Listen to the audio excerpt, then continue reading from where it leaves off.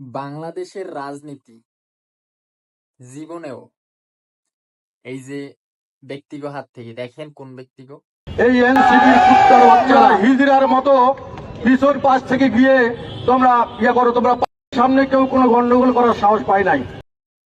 হ্যাঁ, কারণ আমারও গালি দিয়ে বলতে মন চাইছে, মানে এই যার বাচ্চার কথা বলছে, এই যে ওই বাচ্চাদের হাত থেকে যদি মানে যারা ভালো রাজনীতি চায় তাদের হাতে না আসে তাহলে জীবনেও ভালো হবে না। এই বাচ্চার এই ওর নাম হচ্ছে কি মোস্তফা, ওই রংপুর সিটি কর্পোরেশন বা কি ওটা পৌরসভা নাকি ওইটার মেয়র। তাহলে এই বাচ্চারা যদি মেয়র হয়, এর বাচ্চারা, হ্যাঁ, তাহলে এই এত বড় একটা হচ্ছে কর্পোরেশন কিংবা এত কি বলে দায়িত্বপ্রাপ্ত লোকই তো বটে। এইখানে যত কয় লক্ষ বা কোটি মানুষ থাকে তাদের দায়িত্ব তো তার হাতে থাকে। তাহলে এই বাচ্চারা কি সার্ভিসটা দেয়, আর এদের যে সার্ভিস কোয়ালিটি কত ভালো হবে।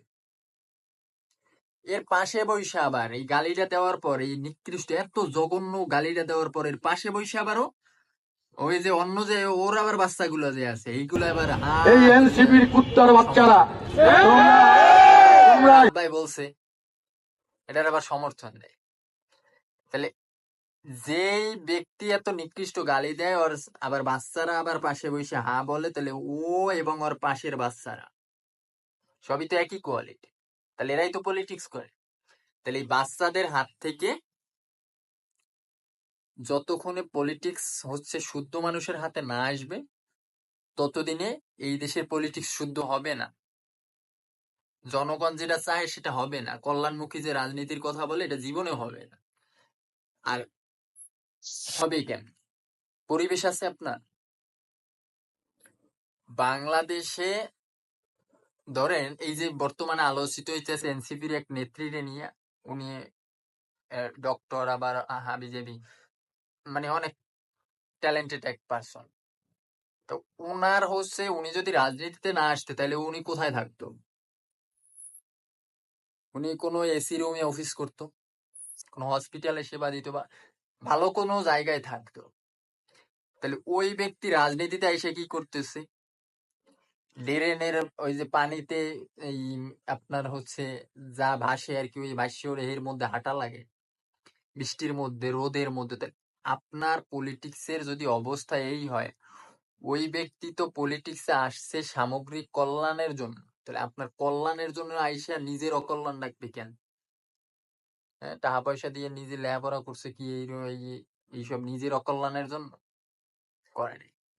তাহলে যার কারণে হচ্ছে পলিটিক্যাল এনভায়রনমেন্ট নাই এই দেশে, ভালো পলিটিক্যাল এনভায়রনমেন্ট। গণতন্ত্র অত দূরে দেখো, একটা ময়রা ওরা। এরপর গেল এই যে আপনি মানে বুঝতেই পারতেছেন না আপনি পলিটিক্সটা, যেই বড়ি খাইয়া আওয়ামী লীগের ডায়রিয়া হইল, ওই বড়িটা আবার মার্কেটে চাল লইস। বাহ, কোঠার বড়ি খাইয়া, বৈষম্যের বড়ি খাইয়া আওয়ামী লীগের ডায়রিয়া হয়েছে, এই ডায়রিয়া আওয়ামী লীগ মরস। আর যদি ফিরে আসার সম্ভাবনা দেখেন তাহলে মুমূর্ষু। হ্যাঁ, অচল। তাইলে সেই যেই বড়িটা আপনি খাইছে, এক পক্ষ খাইছে খাইয়া মরছে, আপনি আবার এই বড়ি বেচা শুরু করছে। তাহলে আপনার একটা যেমন হচ্ছে যে কারণে কোভিড হয়েছিল ওই সবগুলো আপনি নিষিদ্ধ করে রাখছেন না, হ্যান্ডশেক করবেন না, হ্যান্ড করবেন না, হাসি দেবেন না, হাবি যাবি। তাহলে আপনার হচ্ছে যেই বড়িটা খাওয়ার পর ডায়রিয়া হয়েছে আপনি ওটার আগে ব্যান করবেন না, আপনি আগে বন্ধ করবেন না, আপনি এইটার আবারই ফার্স্টই চালু করছেন, তাই? কোঠা চালু করছে কোথায় আবার তা? বাংলাদেশের সবচেয়ে বিশ্বাসযোগ্য সুপার শপে। সুপার শপের কথা বললাম কেন? মানে সুপার শপের জিনিসগুলো তো ভালো কোয়ালিটির হয়। কেন ভালো কোয়ালিটির হয়? এই জায়গায় কয়েকটা কি বলে স্তরে স্তরে ভেরিফাই হয়ে জিনিসটা আসে বেশিরভাগ পণ্যগুলো, যার কারণে মানুষ ঠাস করে বিশ্বাস করে সুপার শপের জিনিসগুলো যে ভেজাল হতে পারে, 2 নাম্বার হতে পারে, এটা মনে করে না। তাহলে আপনার সেই যেইখান থেকে এই ফেসিবাদের বড়ি খাইয়া ডায়রিয়া হয়েছে, ডায়রিয়া মরছে, সেই যারা এর বিরুদ্ধে কথা বলছে তারাই আবার সেই প্রতিষ্ঠানই আবার প্রথম চালু করছে। তাহলে আপনি কই যাবেন? ওই পরীক্ষায় তো তোরা আবার মরবি, তার মানে হচ্ছে ডায়রিয়ার রোগী একটা মরছে, তার মানে সমাজ থেকে কি ওই ডায়রিয়া হওয়া এই সমস্যার সমাধান করা গেছে? ওটা তো আবার চালু হয়েছে, কি করবেন? হ্যাঁ, তো এই ব্রেনের সমস্যা হচ্ছে এই জাতির ব্রেনের সমস্যা, যেটা এই উপদেশটা বলছে। উপদেশটার আমি ভালো কোনো কাজ মানে ওই রকম দেখি নাই। একবার প্রথম বলছিল ইলিশ রপ্তানি নিয়ে, তখন ভালো লাগছিল, পরে কোথায় কি কাজ করে জানি না, কিন্তু কথাটা আমার ভালো লাগছে। এ হচ্ছে গিয়া বলছে যে কি, এই তামাক পাতা গরুতে খায় না, বুঝে খায় না, না বুঝে খায় জানে না গরু যেটা ভালো না মন্দ, কিন্তু মানুষ বোঝে যে তামাক পাতা খারাপ, তারপরও খায়। তার মানে এই জাতি হচ্ছে গরুর চেয়েও অধম। হম, তাহলে এই গরুর চেয়ে অধম জাতিরে আপনি ভালো মন্দ বুঝাবেন কেন? তাহলে রাজনীতি হচ্ছে এমন একটা জিনিস যেখানে আমজনতার বেশি উপকার হয়। তাহলে আমজনতার যেখানে বেশি উপকার হয়, এখানে একটা, ধরেন পলিটিক্স করে কতজন মানুষ, একদম এঙ্গেজ করা তাদের পেশা বা কিছু, ধরে নেন একদম পাই পেদা পর্যন্ত, একদম পেদা টাইপের কি বলে পাতি নেতা পর্যন্ত যাই 2 কোটি পলিটিশিয়ান আছে। তাহলে পাতি নেতা পর্যন্ত যদি 2 কোটি পলিটিশিয়ান থাকে, তাহলে এই 2 কোটি পলিটিশিয়ানরা হচ্ছে 16 কোটির, বা এখন তো বাড়ছে 16 কোটি ধরেন, তাহলে 14 কোটি মানুষের ভাগ্য নিয়ন্ত্রণ করেন। তাদের খাবার থেকে ওয়াশরুমের টিস্যু ব্যবহার করতে পারবে কি পারবে না, এইটা পর্যন্ত তাদের হাতে নিয়ন্ত্রিত। কেন? আপনার আয় যত ভালো থাকবে, আপনি ভালো মানের টিস্যু ব্যবহার করতে পারবেন কিংবা করতে পারবেন না। আর আপনার আয় যত খারাপ থাকবে, আপনি টিস্যু ব্যবহার করতে পারবেন না। হ্যাঁ, কিনা ওয়াশরুমের পানি ব্যবহার করাও বন্ধ করে দেওয়া লাগে, ট্যানার দিয়ে মশা লাগে। কেন মশা লাগবে? পানির বিল দিতে পারবেন না একসময়, তখন তেনা ব্যবহার করা লাগবে। এটা বোঝাইলাম আর কি আবার ই করে। তাহলে এই 2 কোটি মানুষ হচ্ছে যে করতেছে, এই 2 কোটি মানুষ নিজের কল্যাণ করতেছে, কিংবা 2 কোটি মানুষ তার একক কল্যাণের মানে গোষ্ঠীগত কল্যাণের জন্য কাজ করে। যেমন একজন রাজনীতিবিদ, সে হচ্ছে গিয়া ব্যাট ট্যাক্স ছাড়া গাড়ি আনতে পারে, ঋণ আনতে পারে, মানে সুদ ছাড়া। হম, দেখবেন কৃষি ব্যাংকে শালার কৃষকের কোনো লোন নাই, লইতে গেলে কৃষক তা ওই রাজনীতিবিদের হচ্ছে গিয়ে সুপারিশ লাগে। তাহলে এদের ধারা 14 কোটি মানুষ জিম্মি, আর এই 14 কোটি বোধায় ওই যে গরুর সে, বোধাই বলার জন্য দুঃখিত, গরুর সে অদম যে বুঝাও তামাক খায়, ওই 14 কোটি গিয়া আবার ওরেই ভোট দেয়। হুম? যেমন আপনার এলাকায় ধরেন, আপনার এলাকায় যেই একটা চোর আছে, এই চোরটাই পলিটিক্স করে, আর কেউ করে না। এখন আপনার ধরেন এই চোরটা ছাড়া কেউ জানায় নাই পলিটিক্সে, নির্বাচনে, তাহলে আমি ভোট দেবেন কারে? ওই চোরটারে ভোট দেওয়া লাগে। তাহলে আপনার দায়িত্ব কি চোরটারে ভোট দেওয়া? আপনার দায়িত্ব হচ্ছে একজন ভালো মানুষকে বাছাই করে নিয়ে আসা, যে ভাই আপনি আসেন, আইসা আমাদের উদ্ধার করেন বা সমাজটাকে উদ্ধার করেন। উত্তর পেড়ে তো আর বিরিয়ানি হজম হয় না, বিরিয়ানিতে থাকে তেল চর্বি, হ্যাঁ, স্নেহ জাতীয়, ওই স্নেহ আবার সহ্য হয় না। তাহলে বাঙালি হয়েছে সেম, হ্যাঁ, এদের হয় বদহজম। বিরিয়ানি, এই বিরিয়ানি মার্কা পলিটিক্সে এক বদহজম। কেমনি বদহজম হয় দেখেন।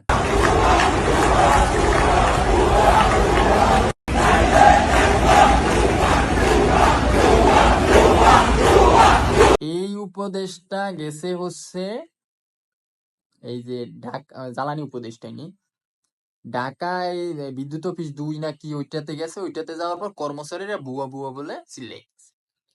তাহলে কর্মচারীরা এতদিন তো চিল্লাই নাই, এতদিন বলতে আগের আমলে বা এই 54-55 বছরে চিল্লাই নাই অত। তাহলে এই যে চিল্লাই নাই কেন, তার মানে তাদের স্বার্থ তারা ঠিক মতোই হাসিল করতে পারছে। আর আজকে চিল্লাইতেছে কেন, তার মানে আজকে তাদের স্বার্থে কোথাও না কোথাও বাধাগ্রস্ত হয়েছে।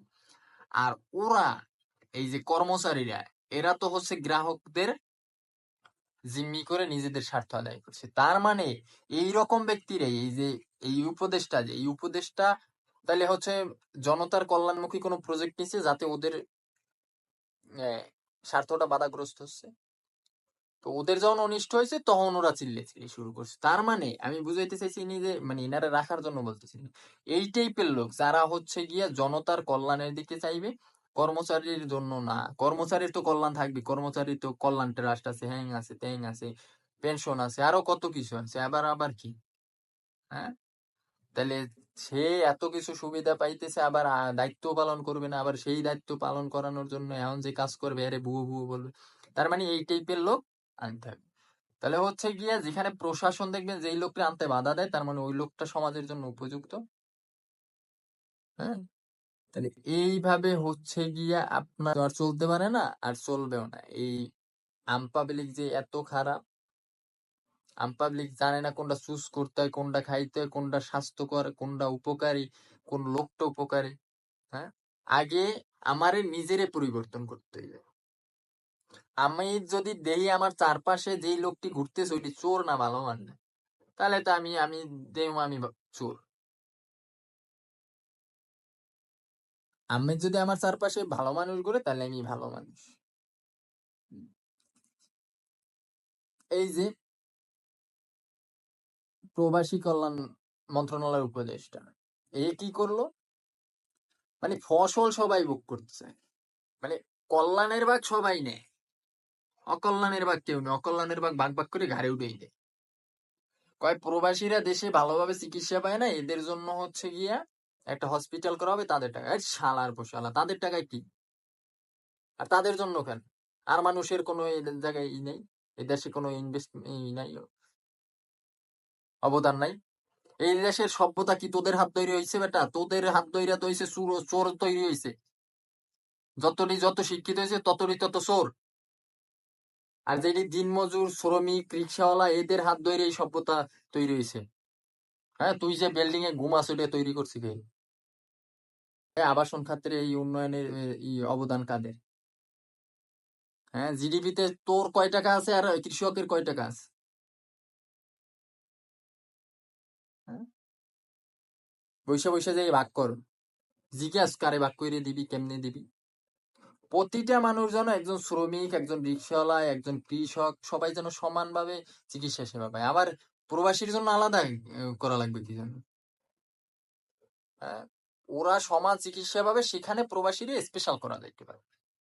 তার অবদান যদি কি বলে তুলনামূলক ভাবে যেহেতু বেশি, তাই তাহলে এই অথর্ব মার্কা এই যে ভাগ ভাগ করে দিয়া মানে শ্রেণী তৈরি করা, আপনি 20 তলা বানাইয়া দেবেন হচ্ছে যে ক্লাস 1 জব করে তারে 20 তলায় থাকার অধিকার দেবেন, আর রিক্সাওয়ালা ও রিক্সাই ঘুমাই বেড়াইতে ওই 20 তলার নিচে। তাহলে এইভাবে যদি চলতেই থাকে না, জীবনেই হবে না। এইরকম বিপ্লব করা লাগবে 10টা করে লাইট থেকে এই যে এই টুটটুটের বাচ্চা গমতো, এই বাচ্চাটিরে লাথি মেরে বের করতে হবে।